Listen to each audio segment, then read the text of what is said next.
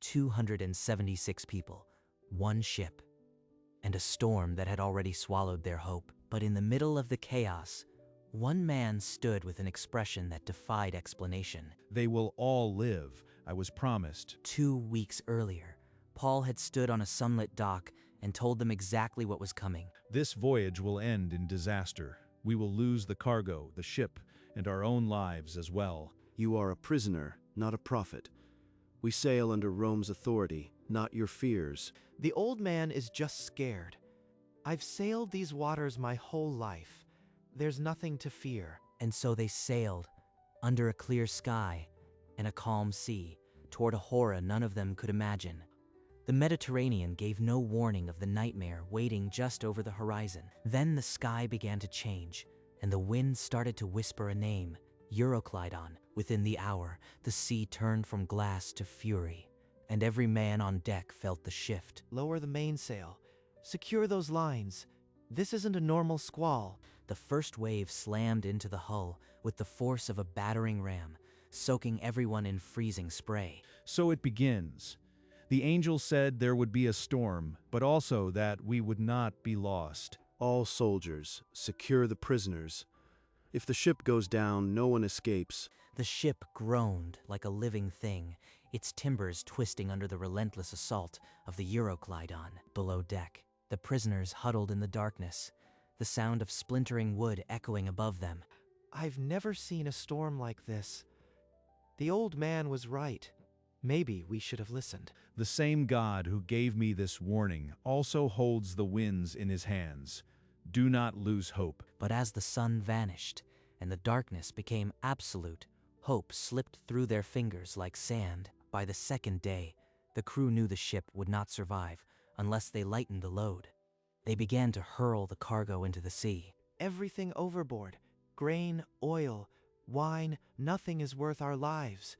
Heave. Crate after crate vanished beneath the foam. The wealth of merchants, the provisions for Rome, all swallowed by the deep. They are terrified, and rightfully so, but the promise stands. No life will be lost. You spoke of disaster, prisoner. Will your God now save us, or do we drown like rats? The ship will be lost, but not one of us will perish. I was told by an angel of the God I serve. Julius stared at Paul, searching for madness, but found only an unshakable calm that unnerved him more than the storm. Day after day, no sun appeared, no stars. The navigators were blind. The ship drifted at the mercy of the wind. We are dead men. My charts are useless. My experience means nothing against this. Even the veteran sailors admitted what they had never admitted before. All hope of being saved was finally gone. On the third day, they threw the ship's own equipment overboard. Spare anchors, ropes, even the heavy yardarm. Cut it loose. If it doesn't float, it's dead weight. We'll be next if we don't lighten this wreck. The splash of bronze and timber into the abyss was a sound of surrender. The crew was now fighting only for breath. They discard their tools of passage, but the only vessel that matters is the word of God. You see this, prisoner? We are throwing our livelihood to the sea, and your God is silent. By the seventh day, hunger gnawed at them. They had not eaten a real meal since the storm began. I would give my right hand for a handful of grain. Even the rats have abandoned ship. While others starved, Paul knelt below deck, his lips moving in prayer no one could hear. Do not lose heart. The God who promises is faithful. Not one of you will be lost. But the storm did not relent, and the silence of heaven seemed final. The abyss stared back, unmoved. The days bled into an endless gray nightmare. No food, no rest, only the constant assault of the sea. It's him, the prisoner. He brought this curse. His God is punishing us for harboring him. Is he right? Are you the reason the gods have turned against us? Speak. If I were the cause, the angel would not have promised me your survival. Trust, not in me, but in the God who sent the word. But trust was a luxury for men who could no longer feel their fingers. Starvation and exposure were stripping away reason. Then, a cry. Someone pointed at a distant shape. They thought it was land. It vanished into the spray. It was nothing. Just another wave fooling us. I can't take much more of this. Paul withdrew to a corner of the deck, knees on the splintered wood, and prayed until the words became a whisper only God could parse. I have guarded prisoners for Rome my whole life. None has ever spoken of angels and lived to see the outcome. Perhaps this one will. But the 14th night was no longer a day away, and when it came, fear would drive men to do what even the storm could not. On the 14th night, the sailors took a sounding, 20 fathoms, and dropping. Land was close, and that meant rocks. 20 fathoms. If we hit a reef, this ship will splinter like kindling. We have to slow our drift. They dropped 4 anchors from the stern, praying the iron would grip before the unseen shore swallowed them. We lower the boat, say we're laying more anchors, but we row for shore. It's the only way. What are you whispering about, sailor? I see your eyes. You are planning something. From his prayer, Paul opened his eyes. The ship's rhythm had changed. Something was wrong. They are moving without the storm's force. The sailors are about to abandon us. Centurion, unless these men stay with the ship, you cannot be saved. They are lowering the lifeboat. Soldiers, to the boat. Cut those ropes before they escape. Soldiers and sailors clashed at the gunwale, the lifeboat swinging over the raging sea, neither side willing to yield. The soldiers' swords sliced through the ropes. The lifeboat splashed into the sea and drifted into the blackness, empty. You've killed us all. We had a chance, and you destroyed it. No one abandons this ship without my command. We sink or swim together. The lifeboat vanished into the darkness, taking with it the sailors' last hope of escape. You did the right thing, Centurion. Now listen to me, all of you. He climbed onto the stern deck, gripping a rope for balance, and raised his voice over the wind. I told you before, not one of you will lose his life. The angel of the God to whom I belong stood before me last night and said, "Do not be afraid, Paul." He assured me that God has granted safety to all who sail with me, but the ship will be lost. The crew and soldiers, battered and starving, stared at this prisoner who spoke with an authority that made the centurion's commands sound like whispers. How can we trust a dream? We have no food, no strength, no land in sight. What if you are wrong? Not a dream, sailor, a divine assurance, but we must do our part. Take food, for your survival depends on it. Paul took bread from what little remained, raised it toward the unseen sky, and gave thanks in the presence of all. Let us give thanks to the God who preserves. Take and eat, for not a hair from your head will be lost. One by one, the starving men took the bread. For the first time in 14 days, they ate something solid. I know we've just thrown away our last hope of a full belly, but somehow I've never felt more certain. But the ship still groaned, and the coast was still hidden. They needed to lighten her further. Throw the wheat overboard. All of it. We won't need it if Paul's God keeps his word. You are staking everything on a prisoner's word. If this fails, there will be no grain left to beg forgiveness. Sack after sack vanished into the foam, the last provision of the living given to the deep. And then, as the last grain splashed into the abyss, the sky began to show the faintest hint of dawn. Dawn revealed a coastline no one recognized. A bay with a sandy beach beckoned like a mirage. Land, real land. Cut the anchors loose and let her drive. They cut the ropes on the anchors, abandoning them to the deep, and hoisted a small sail to steer for the beach. The ship lunged forward, straining to reach the shore before the waves smashed her on the rocks. Soldiers, listen. When we ground, the prisoners could escape in chaos. We have our orders. If any prisoner tries to flee, you know the law. Better they die by the sword than reach Rome's enemies. Centurion, the angel promised safety for all, not just some. Do not stain this salvation with innocent blood. The ship raced toward the beach, the hull groaning as water surged beneath. Every man braced for impact. If we survive this, I'll never mock a prophet again. Just let the keel hold. But the sandbar was hidden. and the ship's bow lifted as the first wave slammed her into the shallows. The ship's timbers splintered with a sound like bones breaking. The stern began to disintegrate under the hammering waves. The ship's going to pieces. Everyone off. Swim for it. But before anyone could jump, the soldiers drew their swords and blocked the prisoners. Kill the prisoners. Not one escapes to pay his sentence. Paul, hearing the order, stepped forward, his voice cutting through the chaos. Centurion, if you spill innocent blood, you defy the God who sent the angel. None of us will die unless you choose it. Julius's hand wavered on his sword. He looked at the breaking ship, then at Paul's calm eyes. Put away your swords. Let them swim. If this prophet's God is real, no one will be lost. The soldiers hesitated, then sheathed their blades. One by one, men began launching themselves into the churning sea. The waves carried them toward the beach, some clinging to planks, others swimming with desperate strokes, one after another. The survivors crawled onto the sand, gasping, coughing salt water, but alive. Count them. Every soldier, every sailor, every prisoner. I want a head count now. 275? No, that can't be right. Count again. They counted twice, then a third time. The number did not change. 276. Not one missing. Not one. The prisoner said not a hair would be lost. His God. This is no ordinary man. I told you, Centurion. The God I serve keeps his promises. Now you have seen it. The sea gave us no chance, but we are here. I will never doubt again. But, as the shock of survival wore off, a new tension crept in.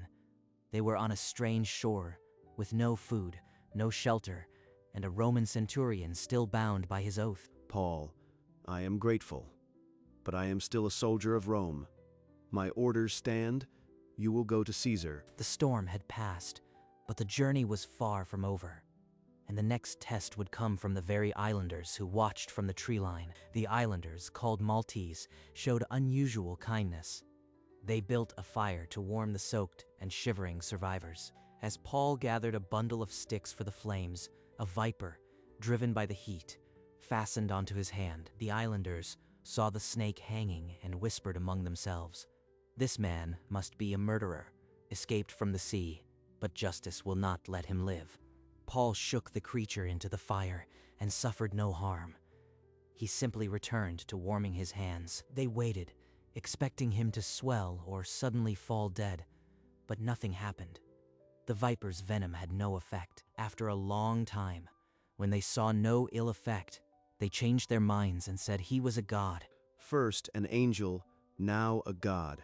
Who are you, Paul? No, Julius, I am just a man, but the power of God rests on those who trust him. He shook off a viper like a minor annoyance.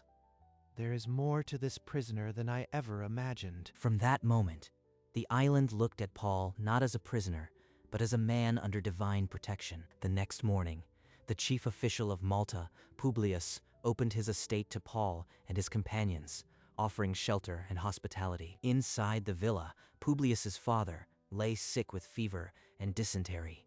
Paul went in, prayed, placed his hands on him, and healed him. When this became known, the rest of the island's sick came and were cured. Malta became a place of miracles. You heal the dying, yet I must bind you in chains and deliver you to Caesar. The irony is not lost on me. Julius, my chains are not a defeat. God's power is made perfect in weakness. I will stand before Caesar as a witness, not a victim. He was right from the start. About the storm, about the lives, and now this. There is a God who watches over this man. 3 months passed. The Maltese loaded them with honors and provisions before a new ship carried them away. But as the shore receded, Paul turned his face toward Rome. He was still a prisoner, but no one on board saw him that way anymore. Paul, I have never seen a man like you. I will speak well of you before the authorities. Perhaps your God will clear your path. Yet ahead lay the empire's capital, where the most powerful man in the world would decide the apostles' fate. Paul was led through the gates of Rome, a chained prisoner in the city that ruled the world. Prefect, I deliver Paul as ordered. But know this, his God commands the sea. They gave him a house and a guard, but his true chains were the words he had yet to write. Rome at last. Now I must choose, ease or obedience. God has brought me here for a purpose. He asked for parchment and ink. The soldiers scoffed, but brought them. I write to the church's soldier, this ink will outlast every sword in your empire. Paul, you are a prisoner. Caesar could execute you for inciting revolt. Is your message worth dying for? I have already died, Julius. My life is hidden with Christ. What can Caesar do to a dead man? The quill touched parchment, and the first words of Ephesians began to take form. From that guarded room, letters would go forth, not shouting rebellion, but reshaping the soul of an empire. Day after day, the quill scratched across the parchment.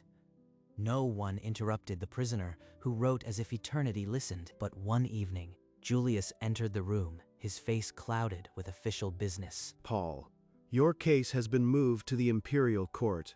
Caesar himself will hear it. The rumor is they mean to make an example of you. But you could spare yourself.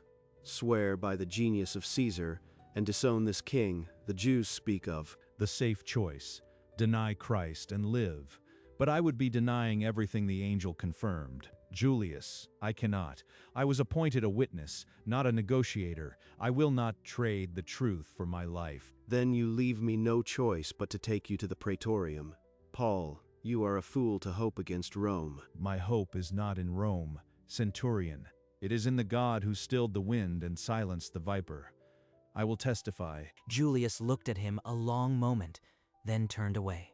The guard stiffened as the door closed. Paul dipped his quill again, the ink as dark as the night outside. The next letter would begin. To the Philippians. 3 days later, the Praetorian Guard came for him. The trial of Paul would begin. They led him through the marble halls of Roman justice, where emperors judged and orators fell. His hands were bound, but his spirit stood unshackled. The court was packed with senators and scribes, their eyes hungry for spectacle. I appeal to Caesar. I have committed no offense against the law of the Jews, the temple, or Rome. A silence fell, then accusation. This man stirs riots among the Jews. He is a ringleader of the Nazarene sect. My hope is in the resurrection of the dead. It is for this I am on trial. The court erupted in shouts, but Paul did not retreat. His peace was a wall they could not scale. The judge deferred the case to Caesar. Paul was led back to his house arrest, still a prisoner. The chains clinked as he returned, but the quill was still there, and the letters would not wait. The days blurred into weeks. Paul's wrist ached, but the letters grew. Ephesians, Colossians, Philemon. Now they will know. It is not by power, nor by might, but by the Spirit of God. Julius came less often. When he did, his face was harder, his words fewer. The court is restless. Your case is being pushed forward. Caesar may summon you within the month. I have been summoned by a higher throne, Julius. I will be ready. Couriers slipped out of the house with scrolls bound in leather, carrying the prisoner's words to Ephesus, Colossae, Philippi. At night, Paul knelt by the window, the stars of Rome blinking through the bars. The same God who stilled the tempest will calm this imperial storm. I only need to trust. But trust does not mean silence. The next day, another letter began. To the Hebrews. Then, a fist hammered on the outer door. The guard snapped to attention. The door slammed open. A centurion in full ceremonial armor stood in the frame. Paul, the hour has come. Caesar has granted an audience.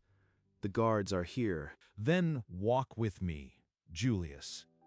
Let us see this through to the end. They marched through the gleaming halls of Roman power, chains clinking, but Paul's face held the same peace that had silenced a storm. Before the gilded throne, the accusations were read.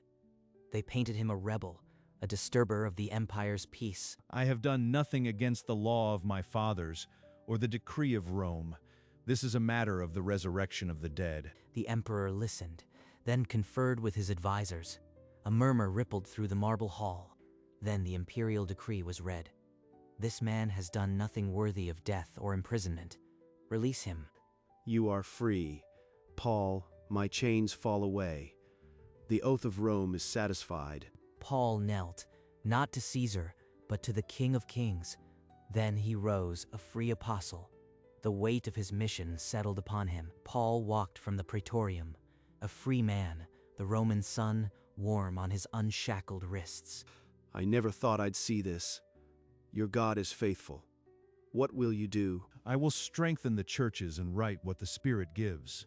The shipwreck was only the crossing. He gathered his scrolls, Ephesians, Philippians, Colossians, written in captivity, now ready for the world. These words are seeds. When I am gone, they will grow into forests. Couriers carried the letters to distant cities, where congregations read them aloud and copied them by hand. He boarded a merchant ship, not as a prisoner, but as a passenger. The sea that once raged, now calm beneath the hull. You came aboard a prisoner and leave a prophet. The men still speak of your calm in the storm. The calm was not mine. It is the peace of God. May it guard your heart. As Rome faded, Paul fixed his eyes ahead, toward Jerusalem, toward the unknown, toward the one who had promised and delivered. The letters traveled faster than any ship. Within weeks, a small gathering in Ephesus heard the words of the prisoner who had stilled a tempest. A reader unrolled the letter to the Ephesians, and the words that had been scratched in chains now sounded like freedom. For by grace you have been saved through faith. The assembly wept. Rome could not stop this. In a modest room, Julius unfolded a private letter.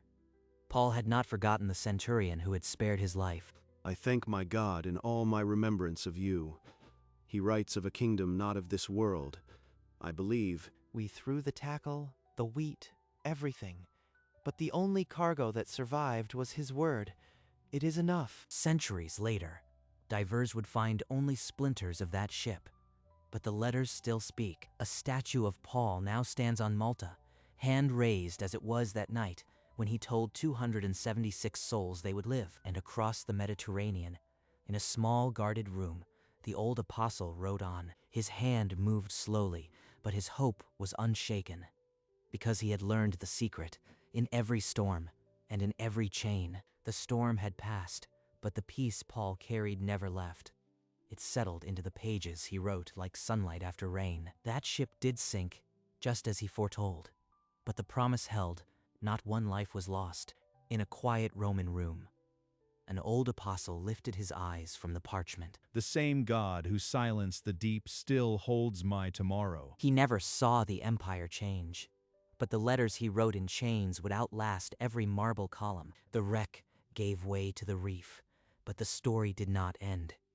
It became a light for sailors in every kind of storm. On Malta, his statue still stands, hand raised, as it was that night, speaking calm to chaos. 276 souls, 14 knights, 1 angel, and a God who had the final word. The prisoner, who was never really a prisoner, showed the world that faith is not the absence of storms. It is the certainty that, in the end, not one word from God will ever fall into the sea. The sun set over the Mediterranean, calm as glass, the same sea that once raged, now at peace. In a small room in Rome, the quill paused. The last letter was finished. He rolled the scroll, tied it with a leather cord, and handed it to a trusted courier. To the churches, grace and peace. The Lord is near. Do not be anxious. He leaned back, his chains now lying loose on the floor, and closed his eyes. The room was silent, but his words were already traveling across the empire. The shipwreck was history. The storm was memory. But the peace remained, and for every soul adrift in a tempest, his is the evidence that no night is too dark, no wave too high. He had told them on the 14th night, not one of you will lose your life. 276 people, 14 nights, 1 angel, and not one word fell.